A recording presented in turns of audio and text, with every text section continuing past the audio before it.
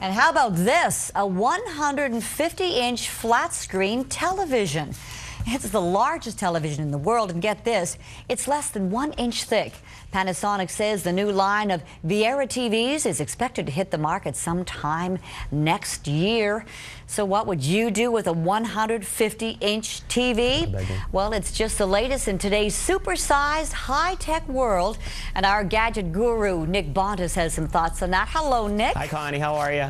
I'm fine today. Now tell me, Nick, why would a company go through the trouble of developing a product that can't possibly appeal to the average consumer?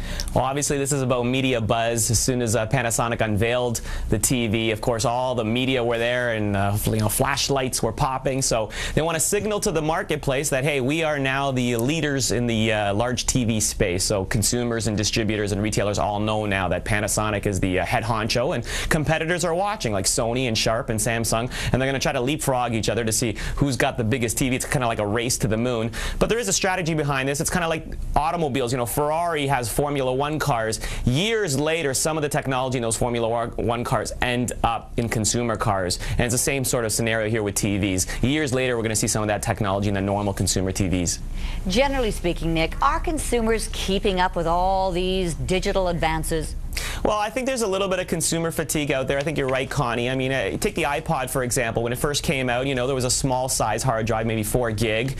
And now they've got these new iPods that are coming out, you know, with 8 gig and 80 gig. Well, if I bought one a year ago that was 4 gig, I'm not going to get the new one with 80 gig because, you know, do I really need 50,000 songs in my back pocket? And I think the same scenario now is happening with high-definition DVDs. They didn't get as many sales this past Christmas holiday season as they wished because people are still happy with their old DVD player. And you don't know when to make the leap into, you know, the next phase of technology. The million-dollar question, though, will we see a drop in prices for new technology?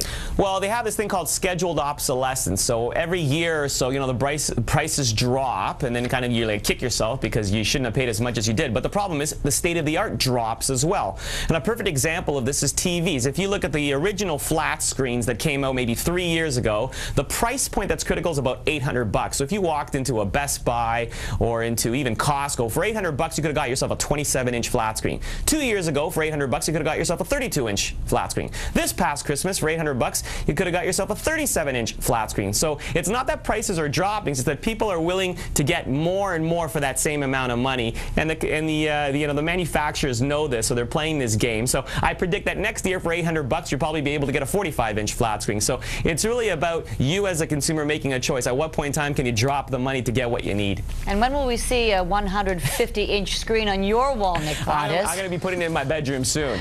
Oh, all right then. All right, Nick. Have a good day. We'll talk again. You too.